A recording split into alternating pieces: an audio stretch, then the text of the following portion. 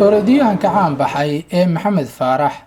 dadkuna ku goran og yihiin Mo Farah ayaa dhawaan soo gaadhay magaalada Dooxa ee caasimadda dalka Qadar isagoo lagu casuumay inuu goobjoog ka noqdo urido Dooxa Marathon oo maalintii Jimcaha la qabtay. Wuxuu soo dhaweyn ballaaran kala kulmay shacabka ku dhaqan dalka Qadar, sidoo kale Soomaalida uu la kulmay ayaa dhankooda ku bogaadiyay dadaalka uu sameeyay, taasi oo horseeday inuu gaadho guulo waaweyn oo taariikhda dunida galay. Maxamed Faarax oo orodyahanka ugu dheereeya orodka masaafada dheer ee dalka Britain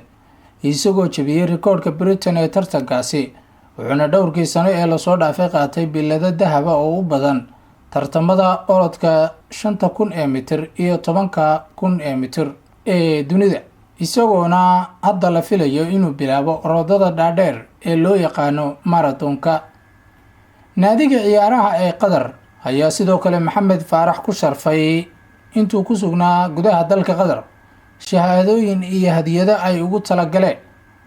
waxaana sidoo kale madashaasi goobjoog ka ahaa mas-uuliyiinta safaaradda Soomaaliyeed ee dalka Qadar iyo qaar ka mid ah dhalinyarada isboortiska ee jaaliyadda. Dhalinyarada ku guda jira hadda ciyaaraha orodada kuna haminaya inay meel sare ka gaadhaan waxay u ahayd fursad dahabiya inay la kulmaan Maxamed Faarax oo ku soo booqday halkii ay ku sugnaayeen ee naadi Qadar. Waxay saf u galeen inay kaydka dhigtaan sawirro xasuus ah, sidoo kalena waxay ka qaateen talooyin muhiima. Mukhtaar Cali Yuusuf, siyahayaha safaaradda Soomaaliya ee dalka Qadar, ayaa ka dareen celiyay booqashada uu Maxamed Faarax ku yimid dalka Qadar iyo madashii shahaadooyinka lagu guddoonsiiyey ee goobjoogga uu ka ahaa. waxaa magaalada Dooxa noogu yimid Maxamed Faarax oo orodyahankii Maxamed Faarax runtii oo lagu casuumay dalkan muwaadinkaas Soomaaliya asalka ah noo yimid si fiican ayaan u soo dhaweynay haddii aan nahay safaaradda Soomaalida ee Qatar, haddii aan nahay jaaliyadda Soomaalida ee Qatar iyo naadiyadii soo codsaday oo dhan oo si qurux badan maaragtay ugu soo dhaweeyay, gacan fiican siiyey, qurux badan siiyey, si ammaan fiican u jeediyey dalka iyo dadkaba, isaguna muujiyey muwaadinnimadiisa Soomaalinimo inkastuu yahay Britain haddana muujinayay kana muuqatay Soomaalinimadiisa iyo kalgacaylka ummadda Soomaalida walaalihiisa uu qabo iyo magacooda uu weeyahay dhammaan. marka waxaan aad ugu faraxsanahay runtii inuu maanta nagala qayb galo xafladdaas ayada ah, xafladdii u dambeysay oo ahayd naadi Qatar ay u sameeyeen, taasoo ay jaa'izo ku siinayeen muwaadinkaas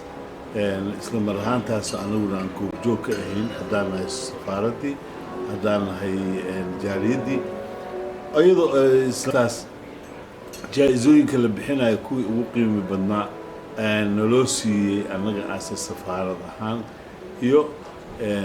magaca Soomaaliyeed ee jaaliyadda Soomaaliyeed ku nool iyo guud ahaan ummadda Soomaaliyeed meel ay joogto. koobkaas asaga ah ee nala siiyey, diraacaas asaga ee nala siiyey wuxuu ahaa wax lagu faano oo ah bidaayad u dhalatay ummaddeena Soomaaliyeed magaceeda inuu meel kasta gaaro. waana